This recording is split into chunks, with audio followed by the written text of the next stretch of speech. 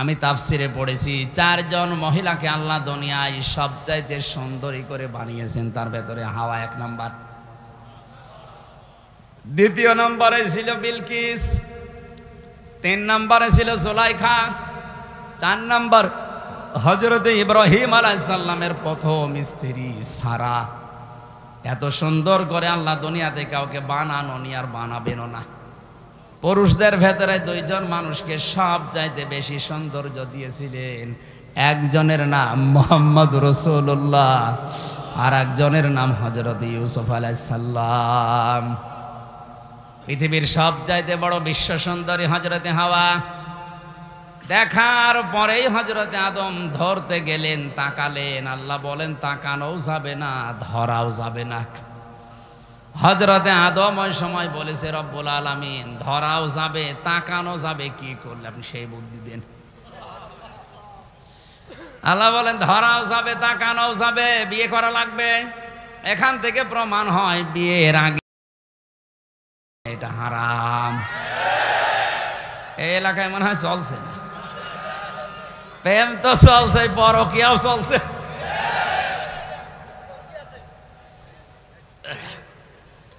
খেয়াল করে শুনবেন, আমি মাসলা বলার জন্যে।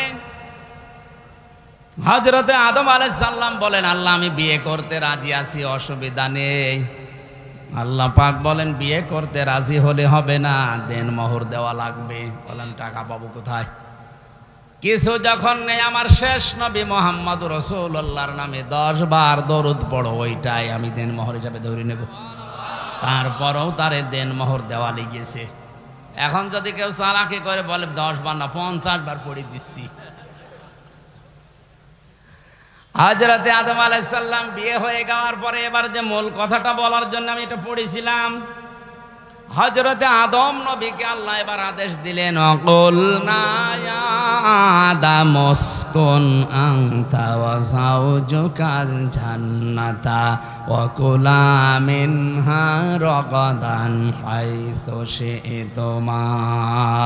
এই খেয়াল করেন, বিয়ে শেষ হওয়ার পরে আল্লাহ পাক বলেন স্ত্রীকে নিয়ে এবার চলে যাও। জান্নাত কার বাড়ি? আদম আলাইহিস সালামের। কার বাড়ি? আমাদের বাবার বাড়ি। আমাদের বাবার বাড়ি না? আল্লাহ পাক জানাতে চাইলেন যে স্ত্রীকে নিয়ে এবার তোমার বাড়ি যাও। তার মানে বিয়ে করার পরে বউ নিয়ে যাওয়া লাগবে বাবার বাড়ি, এইটাই কোরআনের নির্দেশ। অথচ অনেক আছে বিয়ে করে নিজে ঘর জমায় থাকে। এলাকায় ঘর জমায় নেই, ঘাট ধরে তাড়িয়ে দেবে। রাই তুই বিয়ে করে বাবার বাড়ি যাবি, তুই নিজে সহ থেকে যাস। এতটুকু শেষ করেননি, আল্লাহ পাক বলেন তুমি নিজে যাও, তোমার বউকে নিয়ে যাও। অকুলা মিনহা রগদান হাইসু শি'তুমা। এই যে শব্দটা একটু ভালো করে লক্ষ্য করেন, আংতা ওয়াকুলা আল্লাহ দেয়নি, একবারে ওয়াকুলা, তাও 2 বছর। আজ নারী পক্ষ, নারী স্বাধীনতা আন্দোলন, নারী বিপ্লব পরিষদ, নারী মুক্তি পরিষদ, প্রায় 13টা সংগঠন কাজ করছে দেশে নারীর পক্ষে। কি দিতে পেরেছেন আপনি?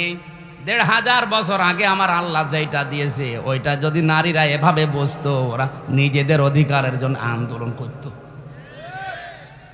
আল্লাহ কিভাবে মিলিয়েছেন? অকুলা, হে আদম তুমি নিজের বউকে বাড়িতে নিয়ে যাওয়ার পরে নিজে খাবে, শুধু তা না তুমি যা খাবে স্ত্রীকে ওই মানের খাবার খাওয়াবে। তুমি যেই মানের পোশাক পরবে ওই মানের পোশাক পরা লাগবে তাকে। নিজে খেয়ে আসে মরণের মতো, আর আসার সময় বাদাম নিয়ে আসে। আমি একবার ধরা খেয়েছিলাম বিয়ের পরে বাইরে থেকে। আমার তো বাড়িতে খাবার খাওয়া লাগে কম, বাইরে সেরকম খাওয়া খেয়েছি। আমার আব্বা জানে যে খেয়েছি। আসার সময় বাদাম নিয়েছি কয়েকটা। আমি বাড়িতে ঢোকার পরে বলছে এই দাঁড়া, কি তোর কাছে কিছু আছে? না আছে। কি? বাদাম। কি করবে?